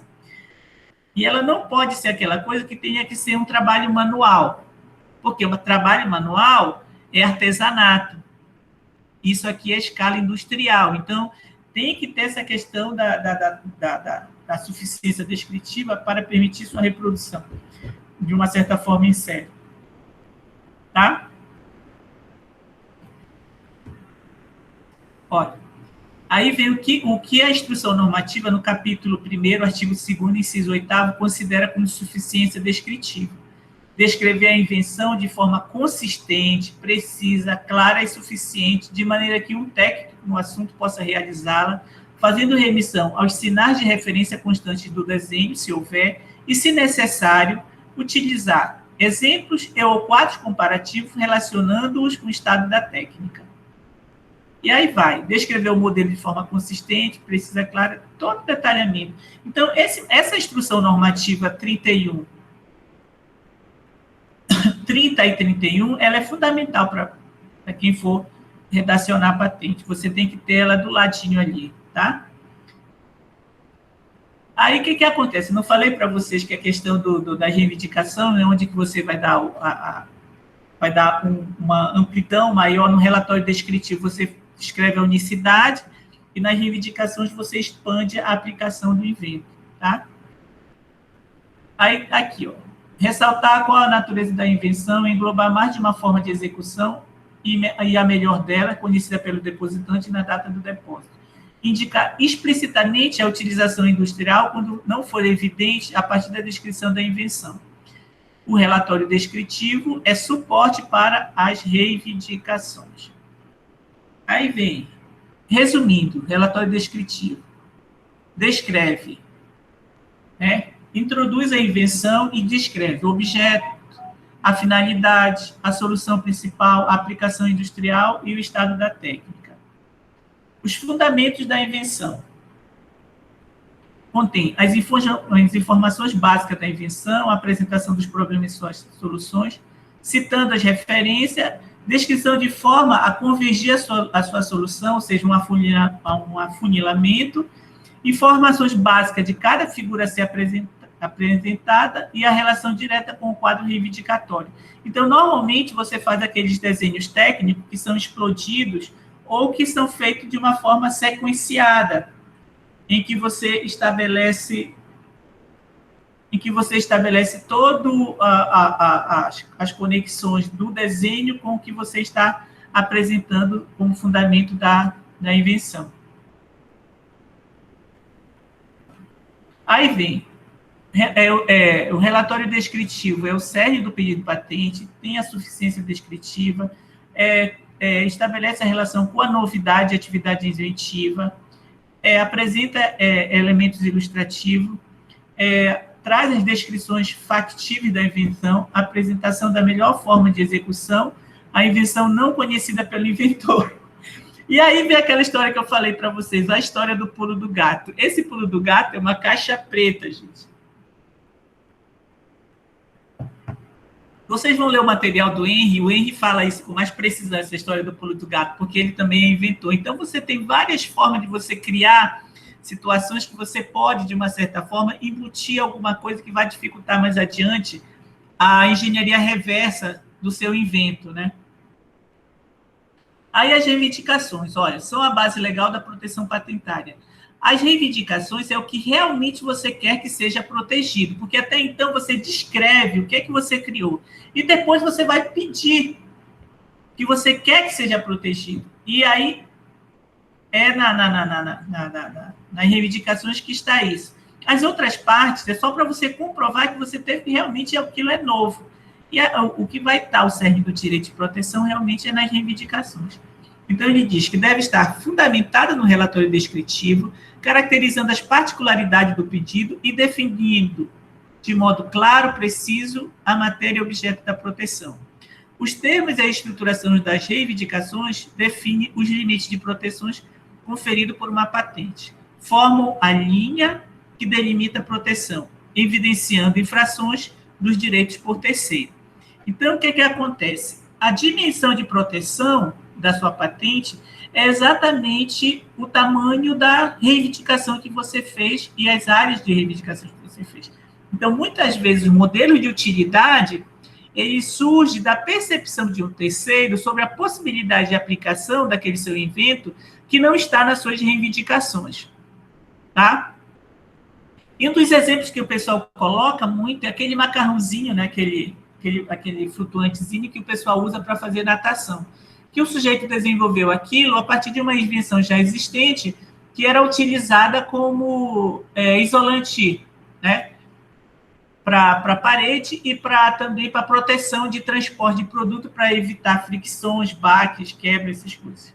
Então, ninguém imaginou que aquilo poderia ser utilizado como um instrumento para crianças, adolescentes e adultos facilitar o processo de aprendizado da natação. O sujeito foi lá e fez e ganhou dinheiro, né? Então, aqui tem a observação. Olha, a proteção conferida pela patente é determinada pelo teor das reivindicações interpretado com base nos relatórios descritivos e nos desenhos. Aí vem, olha, as reivindicações e como você relaciona. Natureza ou categoria da patente. Produto, dispositivo, processo, método, equipamento, protótipo, dispositivo. Produto por processo, aí vem a formulação. Quando se trata de formulação, você tem a possibilidade, muita possibilidade de pulo de gato. Composições, disposição construtiva. Aí, biotecnologia. Aí, a biotecnologia aqui, ela pode ser uma formulação, ela pode ser um produto, um processo, um método, um dispositivo construtivo. O que é que ele vai botar aqui? Ele vai colocar uso em alguns países, porque pode ser que tenha algumas restrições sobre a possibilidade de registrar ou não a patente por causa do tipo de genoma, da forma como você vai usar o genoma. Método ou processo, né? Plantas em alguns países, uso, genes em alguns países. E tudo aí está colocando aqui, relacionando a questão de como você vai fazer as reivindicações. Então, é a mesma coisa, olha, uso em alguns países da biotecnologia, plantas em alguns países, por exemplo, se tiver espécies nativas lá, que tem a princípio ativo aqui, você tem que especificar que a coleta foi feita no país de origem da patente, mas que tem plantas que têm correspondente. A questão de genes também tem essas preocupações. Tem um documento interessante que o IPEA fez que fala sobre tudo isso, trabalhando com as patentes no Japão, nos Estados Unidos e não sei qual, na China, né? Aí tem aqui as reivindicações, olha, um preâmbulo, frase introdutória que identifica a categoria da invenção, o estado da técnica mais relevante conhecido, deve ser coerente com o título da invenção.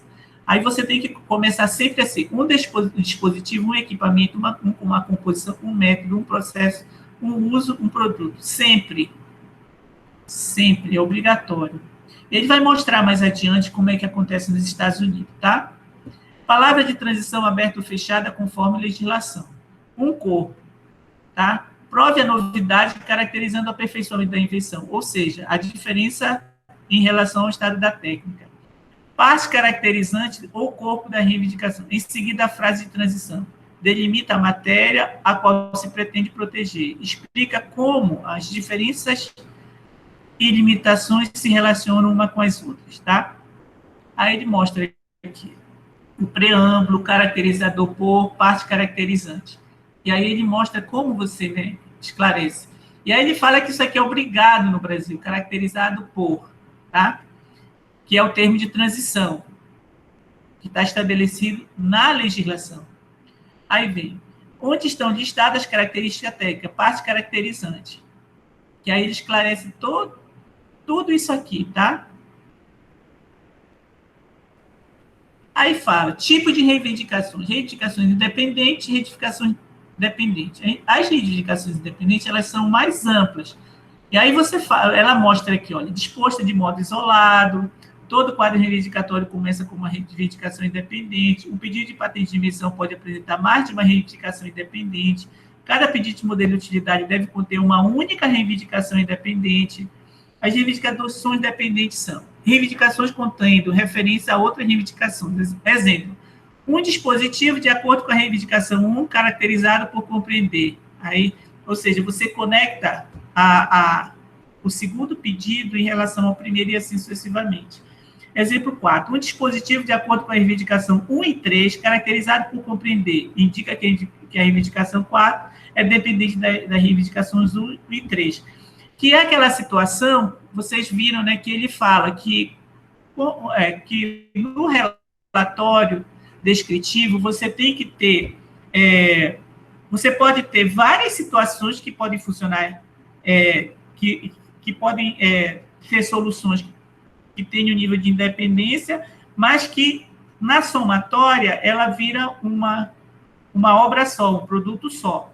Então, você não pode descrever, na ação descritiva, no relatório descritivo, diferentes produtos. Você tem que descrever um único produto, que ainda que conte de diferentes partes. Então, quando você vai fazer as reivindicações independentes, você pode fazer aquela reivindicação maior num produto só, tá? Para o produto geralzão, ele com todas as composições.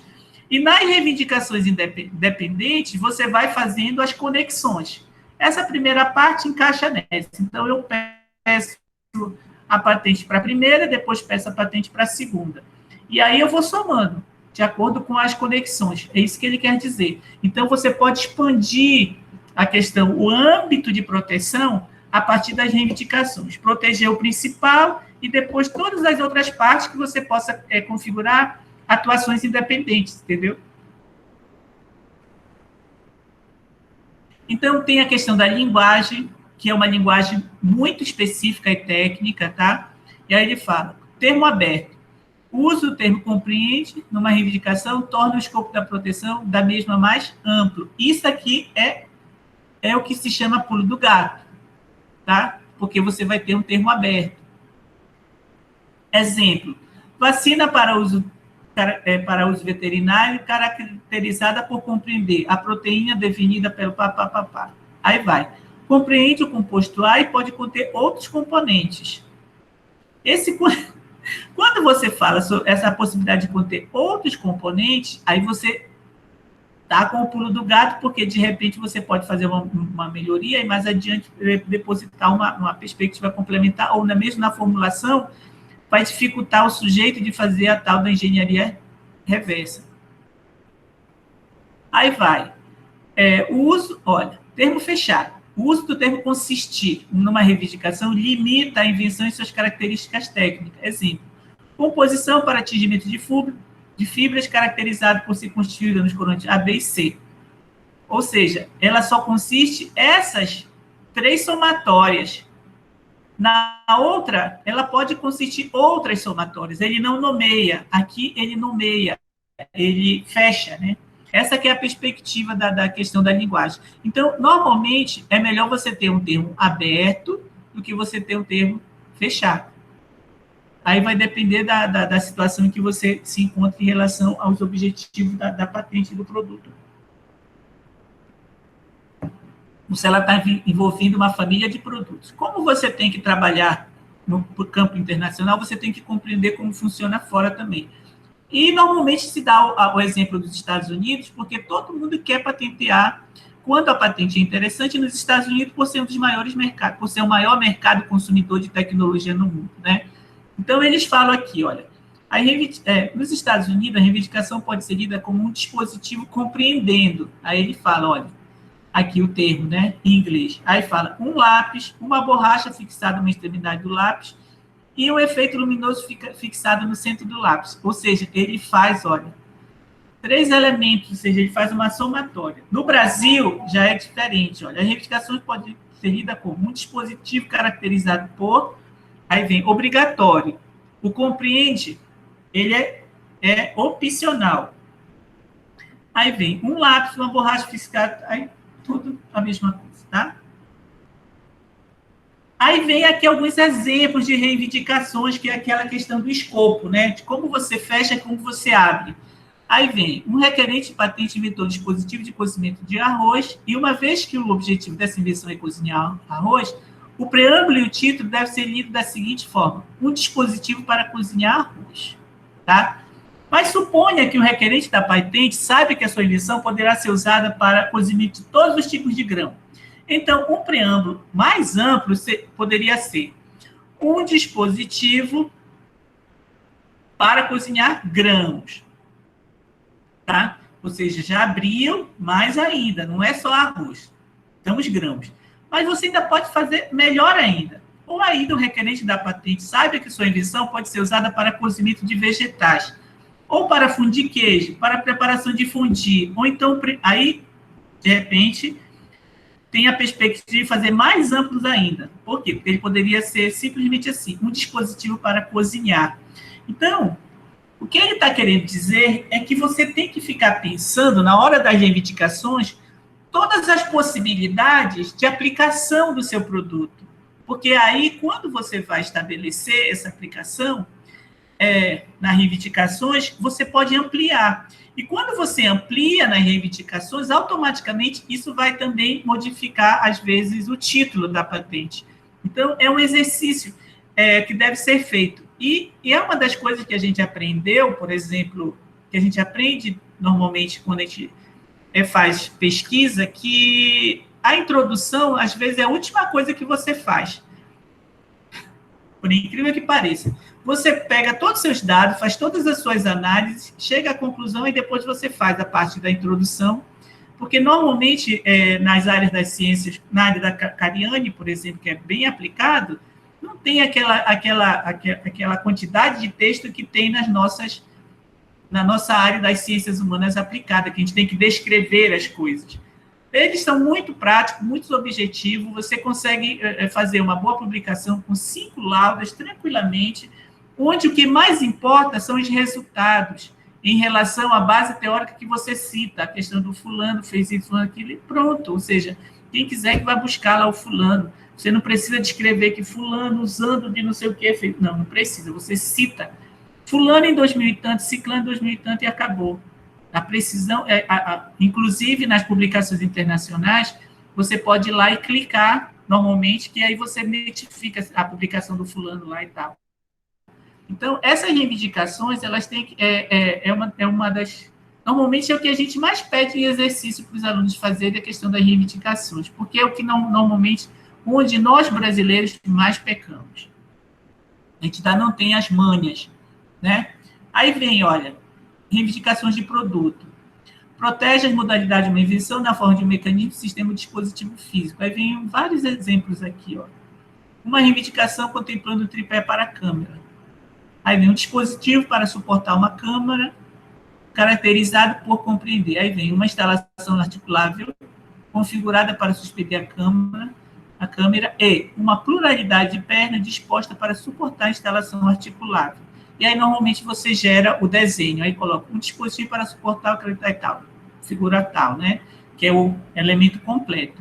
Uma instalação articulada para sustentar a câmera. Aí tem figura 2, por exemplo. Aí a descrição da articulação. E o terceiro, uma pluralidade de perna. Aí 1, 2, 3, tal, e segue. E assim vai. Aqui, reivindicação de produto por processo, tá? Aplicado quando o produto não puder ser definido apenas por suas características. As reivindicações para produtos são definidas no termo de um processo de fabricação. Aí vem, olha, exemplo, produto X que pode ser obtido pelo processo Y. independentemente da utilização dos termos, pode ser obtido, diretamente obtido, ou expressão equivalente na reivindicação de produto por processo. Isso é muito comum quando você, por exemplo, identifica... Estou falando isso porque é uma realidade da nossa região. Você vai na literatura e descobre que tem vários princípios ativos que são utilizados na farmacopeia mundial. E aí você, conversando com um amigo, você descobre que tem vários produtos na região amazônica que tem aquele princípio ativo. Então, o que você faz? Você pode estabelecer um processo de extração. Normalmente, ele é feito dessa forma aqui. Processo de... um produto que pode ser obtido pelo processo de extração a frio, e tudo mais. Então, é muito comum, você vai achar vários produtos que são extraídos por diferentes processos. Mas o que isso vai diferenciar? É que, às vezes, o processo em si, ele mantém melhor a qualidade naturais do produto. Cariane sabe bem melhor que eu, por exemplo. Se for um processo a frio, ou, por exemplo, no caso dos óleos, eles não oxidam, eles demoram, não são aquecidos, então não oxidam. Você pode ter processo de extração a vácuo, vários tipos de processo que dá uma garantia da manutenção da qualidade do produto, e isso passa a ter um valor de mercado diferenciado. Sim. Quando se trata de processo, o principal objetivo é atingir duas questões. O rendimento, né? Porque o rendimento, por exemplo, vamos especificamente para a extração, né? O rendimento é um fator, um fator problema, assim, a maioria dos rendimentos de extração são baixos, e também a questão da estabilidade, né? Desses óleos. A temperatura é o principal fator que afeta a estabilidade dos óleos. Então, se você tem um processo que você tem extração a frio com rendimento tal qual com temperatura, isso é maravilhoso, né? Então, por isso que os processos sempre giram em torno do rendimento de algum... E aí, isso extrapola para outros temas, né? Mas, geralmente, é o rendimento e a estabilidade do processo, né, de obtenção. Isso. Vamos voltar aqui. No caso ainda da parte química, quando você tem, por exemplo, soluções verdes, né, processos mais verdes, sem utilização de solvente orgânico, isso são sempre temas pertinentes para a patentabilidade. Isso. Então, vamos dar uma continuidade, porque vamos abordar o design daqui a pouco. Na verdade, não é design, é desenho industrial. A gente vai verificar isso hoje, que tem diferenças. Reivindicação de composições. Aí você verifica, são usados quando a invenção tem a ver com a natureza química dos materiais ou componentes usados. Aí vem uma reivindicação correlacionada a uma composição de eletrogalvanização de zinco deve ser lida da seguinte forma. Uma composição de eletrogalvanização caracterizada por, aí vem, por compreender, uma solução alcalina de sulfato de cobre. E aí vem aqui, olha, gente, o pulo do gato, tá vendo? De 30 a 50 gramas por litro. Essa margem de ser de 30 a 50 gramas, ele vai fazer uma diferença na hora do processo de galvanização, tá? Porque o sujeito ele vai ter que fazer todas as formulações para verificar qual seria o melhor resultado. E você já pode saber, porque você já tem a sua formulação. Ácido sulfúrico numa quantidade de 2 a 4 vezes, também é pulo do gato, tá? Uma solução aquosa de um substrato modificado em quantidade suficiente para ajustar o pH para um valor de 3,5 a menos 5. Então, quando se trata de formulação, você tem essa possibilidade. Agora, em outras áreas, fica complicado você ter essa possibilidade por causa da suficiência descritiva. Você pode fazer, mas você tem que ter uma fórmula de justificar de forma sem ser tão explícito. E aí, só o tempo mesmo, só a experiência que vai lhe dar essa capacidade. São reivindicações que relatam uma sequência de etapas, as quais juntas complementam uma tarefa, tá? Tal qual uma fabricação de algum tipo de artigo. Aí vem, ó, um método para obtenção de chá caracterizado por compreender as etapas. Aí você tem que fazer ferver a água, adicionar açúcar, adicionar folha. Então, é o que a gente chamaria de receita de bolo mesmo. Tá? Um método para realizar uma busca na internet. O dito método caracterizado pode compreender, transmitir um pedido de busca, a partir de um módulo de software, recebeu os resultados de busca, a partir do pedido de busca feito através do módulo de software, armazena, ou seja, todo o passo a passo do sequenciamento lógico da ação, tá? E aqui tem a questão das formulações, reivindicações de uso, tá? Aí vem, serve para proteger aplicações de determinado produto ou processo. O uso de mirtazapina, caracterizado por ser para preparar um medicamento para tratar depressão. O uso de composto de fórmula, caracterizado por se preparar um medicamento, ou seja, sempre caracterizada a palavra que é a transição. E aí, esse detalhe aqui da formulação é que você sempre tem que ter esse aspecto na parte química, você tem que ter precisão na formulação. Aí vem o resumo do pedido da patente. Quanto ao conteúdo do resumo, deverá ter um sumário do que foi exposto no relatório descritivo nas reivindicações e nos desenhos. Esse resumo é que aparece normalmente na base de patente, quando você faz a busca, a primeira coisa que aparece é o resumo, tá? Indicar o setor técnico a qual pertence a invenção, ser redigido de forma a permitir uma compreensão clara do problema técnico e da essência da solução, ser redigido de forma a poder servir de instrumento eficaz de pré-seleção para fins de pesquisa em determinado setor técnico, né? Especialmente ajudando o usuário a formular uma opinião quanto à conveniência ou não de consultar o documento na íntegra, sendo o caso, conter as fórmulas químicas que melhor caracterizem a invenção. Isso no resumo, para facilitar a análise do sujeito. Aí aqui tem os exemplos, né, de patente de invenção. A patente de invenção, normalmente, ela é aquela que é nova mesmo, né? Ela pode ser... você não consegue encontrar outra no estado da técnica. Aí vem síntese do carbono ativado utilizando o epicarpo, mesocarpo e endocarpo do corpo. Aí vem, olha, o corpo da patente, tá? A presente inversão refere-se à síntese do carvão, ou seja, está o exemplo no corpo de uma patente, tá? E aí vem toda a estruturazinha, tá vendo a sequência 01, 02, 03, tá? Aí vem o campo de invenção, o setor técnico, deve ser citado logo no início do relatório descritivo. A presente invenção refere-se à síntese do carvão, tal, logo no começo. Estado da técnica, ou seja, um antecedente da invenção. Aí ele faz toda uma revisão, tá? Aí apresenta problema e desvantagem em relação à situação, tá? O estado da técnica deve ser consistido de documentos que retratem a tecnologia mais próxima daquela que será pleiteada na invenção. Qual é a dica aqui? A dica é você utilizar as bases de dados e tentar localizar aquelas que sejam mais importantes dentro do setor do qual você quer se inserir com a sua invenção. Como é que eu vou saber isso? Você vai verificar quem é o inventor e quem é o proprietário daquela patente. Porque se for uma empresa poderosa, é interessante você citar. Porque, mas eu não tenho, mas minha patente é muito fraquinha, eu estou fazendo só porque a universidade quer ter patente. Não, mas aí você cita o sujeito lá que... Por quê? Porque você passa a entrar no radar dessa empresa.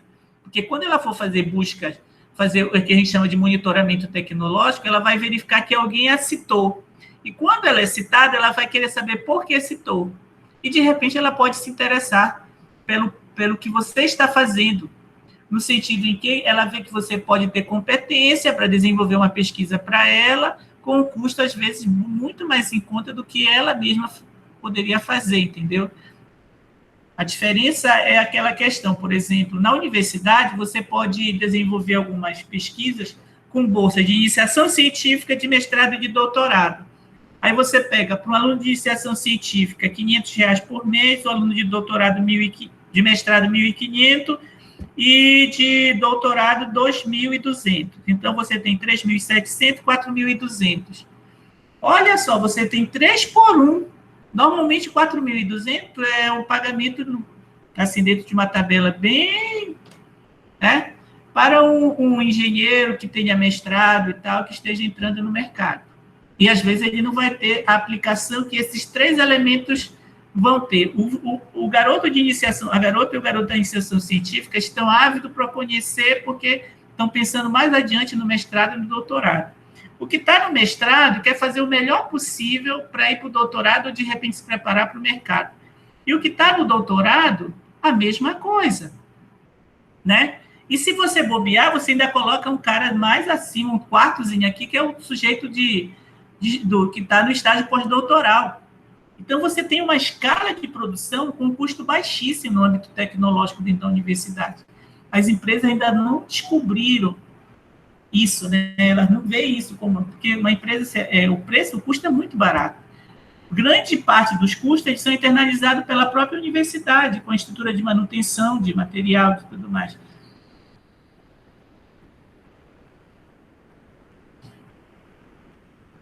Tá? Aí ela vai detalhando, dando exemplo aqui do sumário da invenção, definir os objetivos da invenção, descrever de forma clara a solução.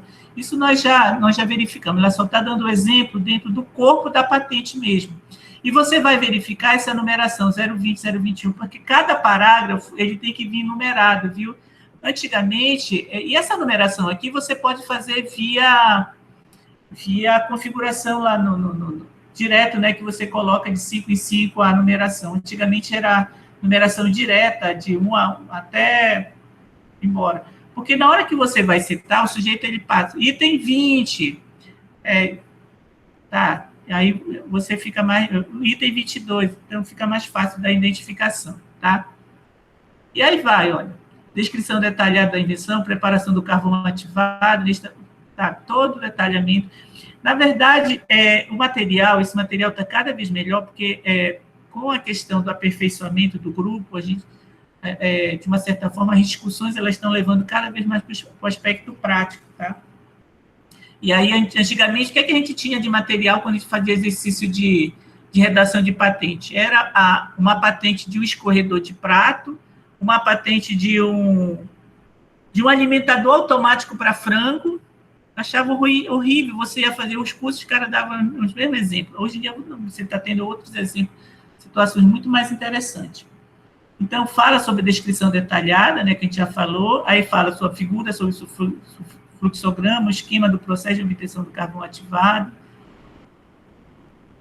Aí vem toda a descrição. Então, isso é a questão do resíduo, do processo todo.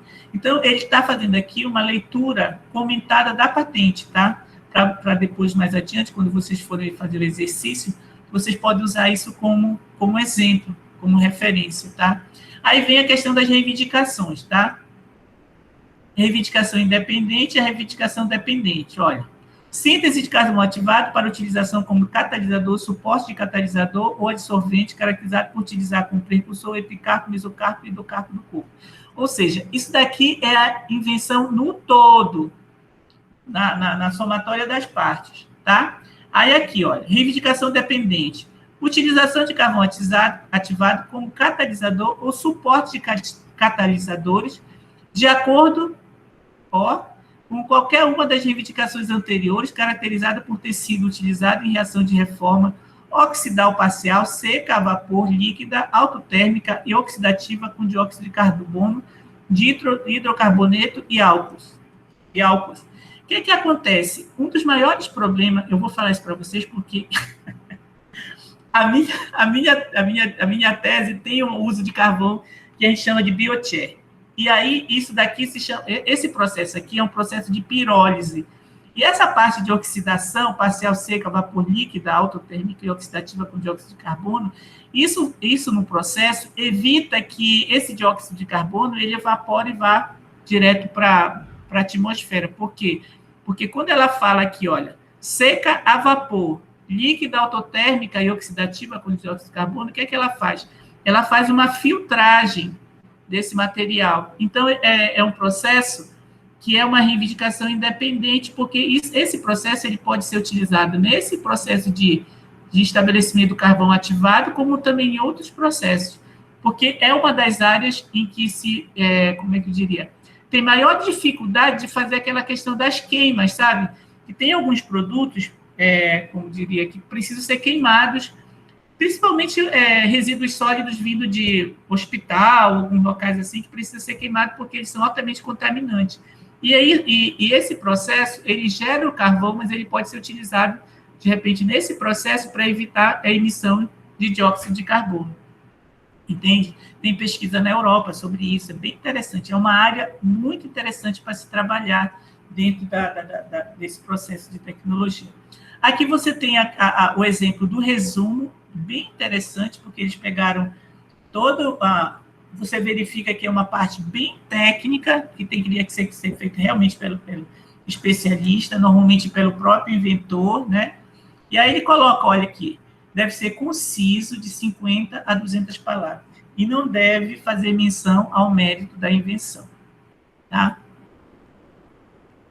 Aí vem aqui alguns elementos, tá? Para vocês lerem e consultarem, olha. Manual para deposição de patente, da diretoria do DIRPA, tá? E um rol de resoluções que são complementares.